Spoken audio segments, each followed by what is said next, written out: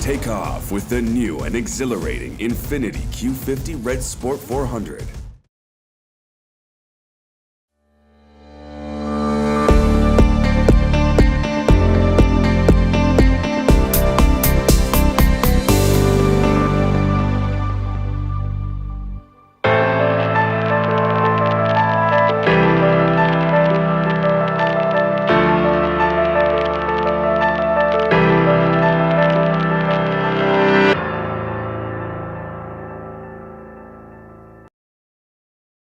Ahmad, it's always a pleasure talking to you. I think we've known each other for 10 years. I have grown in size, but you remained younger, fitter. What's the secret? Well, to be honest, 10 years ago when we first got into this sport, we learned so much as time went through in terms of how important physical fitness and to be fit in the car is a direct relationship to results. 10 years ago things were different for me, obviously, but over the years, as we continued becoming more involved in the sport, it was very important to follow the correct practices. Being light in the car was something very important, but at the same time, during endurance championships that we've been competing in over 4 years now, it's very important to be physically fit throughout the races and throughout the hours that you remain in the car for. And if you compare me then and now, I've learned so much in terms of physical fitness that I've learned from drivers that I've raced with or against, and at the same time personal trainers who I've been with for many years, and different styles of training. But for us as drivers, it's definitely very important to be physically fit in the car. Blancpain Pro-Am is like World Cup, and this is by far the biggest title that you have won in your career. I'm proud to say it's the biggest title I've won for myself and for the country as well. When we started racing, this was a dream for us. To compete in Blancpain Endurance Championship and to win the Pro-Am Championship with 1 round to go, especially with the way we did it this year. We had 5 races and 4 of them we won the podium. We scored in every round. To see the Omani flag fly in both the team championship, Oman racing team won the team championship, and myself and Johnny as drivers clinched the drivers championship, is something that I'm extremely proud of. To listen and hear the national anthem being played at Monza when we won there is something that I'll always remember, which is an amazing part of this journey. But also with that comes, where next and what do we do next? We're currently in one of the strongest championships in the world, so we just need to build on this momentum for the future, hopefully. How emotional was that moment when you won the title and then this national anthem being played? The win at Monza was when we heard the national anthem, and obviously it's 10 years of hard work. Sometimes, when you reach stages and you say, is it worth it? But 10 years down the line and doing what we did and getting the support we did get from back home, and so much messages through social media and through family and friends, and obviously our partners that are involved, is when you really feel it was worth every sweat we worked hard for. Plus, being told that we won the championship during the 24-hour race at Spa. Okay. I was in the car for the last shift, so the last from the 23rd hour to the 24th hour, and being told after crossing the line that congratulations, we just didn't only finish on the podium, which was the first time we've ever done in a 24-hour race, but we've mathematically clinched the championship, was again something really difficult to describe. I mean, emotions are really high, but we had amazing friends and family who were at the circuit that we were really happy to be with at that time. How is the support coming from, I know there's a huge support coming from your family's point of view, but when it comes to sponsors and other well-wishers, how is the support that's coming along? Over the years we've had amazing portfolio who have been part of this team, and since I started it in 2007, we've grown to a level that we're really proud of, and the partners we have who have been with us and the ones who are currently with us for many years at the moment, It's great to have the likes of Oman Air Okay. who've been with me for many years now, but also having Oman Tel, the National Bank of Oman, Barra Jassa, and this new to this year is Amwaj, Okay. which is a great portfolio. But more importantly, the Ministry of Sports Affairs, who have stood by me since this project started. It's very proud because I'm an Armani racing driver, powered by Armani-backed companies. Every company has something very strong about Oman that we promote while we're racing abroad. But more importantly, we're racing under the banner of Oman Racing Team, which is a team that we've established and now is known in endurance racing. That is powered by TF for this year, which was a new partnership. And being a brand ambassador to Aston Martin, obviously racing in an Aston Martin, the only Aston Martin in Blancpain for 2017. Okay. Was a very proud moment because we were flying so many flags, all the partners' flags, including international flags such as Aston Martin Racing were with us the whole time this year. So it's very proud to be a part of this family, and having the same essence of the same volunteers and the core group of Oman Racing who we started from 10 years ago, being the same people, and we're moving forward. Me as a driver, us as a team, and the supporters going along with us. So yeah, I mean, this sport is very dominant and very dependent on sponsorship and partnerships, but more importantly, the ones that make sense. So we work a lot behind the scenes in making sure that every partner gets the most it can from it, and us by doing well on the racetrack is obviously helping. We've had so much coverage this year, because we've been winning and we've been doing great on the track, and that's I don't take the credit for myself. It's the credit that we spread among everybody involved, because without them I wouldn't be here, and that's very important for me. How challenging is this race has been for you? Because not many from the GCC takes part in such races. A lot of money involved, a lot of investment involved in it. So how challenging in terms of that? The Blancpain Endurance Championship is one of the biggest in the world. It's one of the most competitive championships. So in Blancpain this year, for example, at Monza, at qualifying with all the categories put together, the difference between the pole position in car 33 was less than 1 second. Which championship in the world has this competition to this level? None. And we have a grid of 60 cars or 55 cars, so you can imagine how close that grid is in 3 different classes. But we were in the Pro-Am class. Johnny was qualifying us within the top 10 for most of the races, and that gives me a very strong push so that I could push so well with the pros who were in front of us. I mean, us being involved in a championship like this is important, because as per your question was, the support is very big because we are part of a very big championship. So the coverage is worldwide, from the United States all the way down to Australia, live coverage, and all the social media channels covering it. So it's different from 10 years ago. Now anyone in Oman is able to watch us on live streaming, plus we get the messages directly coming to us, because they actually sometimes they're more aware of what's going on the track than us, because they have full access to everything, while us drivers sometimes we're stuck in our own zone and we're just focused on the race itself. I always wanted to ask you this, what goes through in your mind when you're driving? It's a very difficult thing to describe, but what goes through our minds is what we've taught ourselves over the years, to be completely dedicated to the race itself, to be concentrating on the track, because it's not just us. It's not about me or as a driver and driving my car around. I have to be also very alert to the other cars that are racing on the track, because we are trying to overtake them, or we're trying to defend, and we're trying to have our own strategy. So there's for sure there's this tunnel vision, there's this full concentration. But it's very difficult to describe what really goes on inside, because it's something that happens naturally.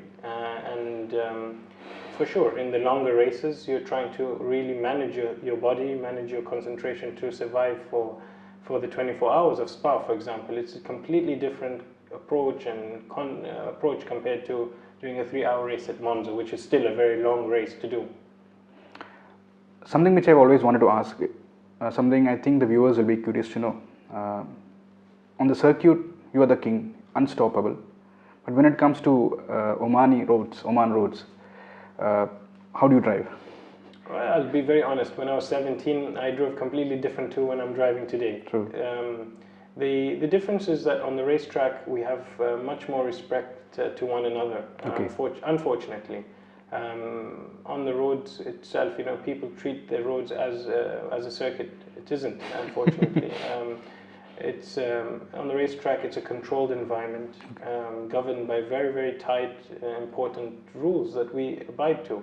So us as racing drivers, if we do not follow these rules, we get penalized either financially or points on our race license, and it could result to our race license being taken away. Okay. There are a lot of things that I'm not happy about, from the most basic stuff to people not buckling up, which is the most basic thing that we would require from drivers on the roads. And obviously something very, very dear to me is the child seats in the cars. That's something unfortunately we see a lot here, and you've been vocal about it before. You're a strong advocate of road safety. I've talked about it a lot, and hopefully within the next year or so you will see us more involved on the ground, and that's something that I've promised I would do, and try and push, because if we save one child's life due to encouraging them to follow the safe practices, that's the most important thing for us. You're the first Formula circuit racer in Oman. I think you've held the title for 7-8 years. Now we are seeing youngsters coming on board, following your path more seriously, more professionally. What is your advice to them? Yeah, it was a title that I held for too long, unfortunately, being the first and only. Seeing the younger generation coming from karting, drivers such as Al Zubair, and you have Khalid Al Wahibi, who's now done a few races in Formula 4. It's very important that the progression is correct and at the right time. Okay. Some of these drivers have moved on to racing closed wheel racing, which that's my path, to be honest, which I had in the past. Plus you have young drivers like Shihab who are now thinking about making the step forward. Okay. But it's very important to get the timing right, not to go in too early, at the same time not to go in too late. So I'm there. I'm always there to support and answer any questions they have, obviously, and I'm following them, and they're following, and they're in touch with me. So it's nothing that I don't see myself trying to. I want to support them. I want to help them as much as I can, so that the progression is right. You can't put my formula and make it work for them. True. Everyone has to find their own way and their own path at the same time. But do they come to you? Do they talk to you for advice? I'm in touch with all the drivers I've mentioned, and it is more of I would like to protect them more than anything else, because in any sport, in any business, you have to be very careful in the steps you take, and we want them to be in the sport for a longer time, so you have to take the correct measures. And I'm happy and I'm lucky that I chose and I had the right people supporting me at the time, and we were able to keep building gradually. The problem comes when you try to climb and up the ranks of motorsports too fast. Okay. And also the problems happen when you have unrealistic dreams and targets. So those are the two very important things that unfortunately a lot of drivers fall into around the world. It's not a local issue. But this is what something you always wanted, you dreamt of, and we've discussed many a times of having more Omani youngsters coming on board and taking up your path. But still there are infrastructures that still lacks, right? I would say that the progression is great on the circuit in terms of the karting. We need more karters. That's very, very obvious. We need a lot more karters than what we currently have. And that will take time, but that's coming, and I'm happy to see the Oman Automobile Association pushing in that correct manner, with much more endurance races being happened, more younger drivers are getting into the sport. So it's not that the thing is that you're not seeing them right now because it takes time for this progression. Yes. And the region is becoming stronger. And once the region starts talking to each other more and organizing regional events, you don't have the problem where one driver knows one circuit and that's it. That's all they can race at. It's about experiencing other tracks, and that's the progression that we're looking for. So for sure, if you go to the Oman Automobile Station today, you'll see younger drivers being involved, where in the last 3 years that didn't exist. Yeah, so they are coming, but it's going to take a bit longer than a year or two. Oman Racing completes 10 years, and I've seen it all. I've seen the struggles, I've seen you growing, I've seen you evolve as a racer. How was the journey for you, the last 10 years? The last 10 years, it really feels like yesterday when we jumped into the Thunder Arabia zip cart in Bahrain in 2006, and that was when everything really kicked off. It's been a journey. There was so many ups and downs, but thankfully there's been more ups than downs in my career and my path. But it just feels, the hunger is there, the desire to continue ticking the boxes that we once wanted to do. And I'm so proud that we were able to push Oman and put Oman in the map of motorsports to this extent. And our goal is to continue and to make sure that the youth do it the right way and follow and hopefully one day race with them as partners as well in the car. It's always a pleasure coming to your office. It's a beautiful place, and look at these trophies you've got. What's next for Ahmad Al Harthy? We continue building our program. So we're currently, at the moment, we finished the Blancpain Endurance Championship. In a few weeks' time, we're off to France to collect the award and the official crowning of the championship. And by the end of the year, we'll be racing in Abu Dhabi 12 hours. That's a race which was very important for us to be involved in because it's so close to Oman. And hopefully we'll have a good crowd and a large amount of supporters for that. But our goal is to continue in endurance racing. In what? We've got a few options on the table at the moment, we're studying them. But it needs to be analyzed correctly and for us to take the correct path, because in endurance racing, a lot keeps evolving. So we just want to make sure we evolve in the right way. And it will be amazing for us to have another year like 2017 in the future, because it's been almost perfect for us. And how is it like being a champion? It's an amazing feeling, to be honest. A lot of times, we dream about winning the championship, and there are many years that we could have won it, but for many different reasons, things didn't work out the way we were hoping for. It could be mechanical issues, driver issues. There's so many things, and when you look back and you say you won a championship, it's the amount of hard work. I mean, just the teamwork is unbelievable in endurance racing. It's down to the mechanics changing tires, and if a mechanic is late by 1 second, you've lost so much track time in 1 second. As the days go by and you look back at every race, you appreciate how much hard work and effort has been done by everybody involved. Yes, we are the drivers. Yes, we are the ones who stand on the podium. But the truth is that there's so much involved, and for you to win something, everything has to go perfectly well. True. Everything has to work perfectly. If it doesn't work perfectly, there's another team waiting to come and take it away from you, and another set of drivers. So looking back in our result for 2017, it means a lot to me. But the previous, we talked about 10 years in racing. They're wins that I've felt were so important at the time. That will be remembered as championships as well. True. Hearing the national anthem in Abu Dhabi for the first time during a Formula One support event was something very emotional for me, and I'll always remember it. So yes, this is the biggest title I've won so far, and by far it's a very, very big title. So we'll celebrate, and we have so much time to enjoy it, and hopefully when the trophies come to Oman, we will be celebrating together as well. So it's a matter of bringing it back, because it's where it deserves to be in Oman, and the support we had from Oman has been unbelievable. What kind of homework do you do before going into a race? The preparations for us going into a race weekend is completely different from when we were 10 years ago. Obviously, I'm much more calmer, much cooler, because we had really very little racecraft 10 years ago. But the approach is always there, the excitement is always there, the adrenaline is always there, the hunger is there. So there's a lot of motivating tools that I have, and to motivate myself. The difference is the magnitude and the size of the championships that we race. But we've learned so much with all the professional drivers around us. Obviously, we take something from them every weekend and we try and learn and improve after it.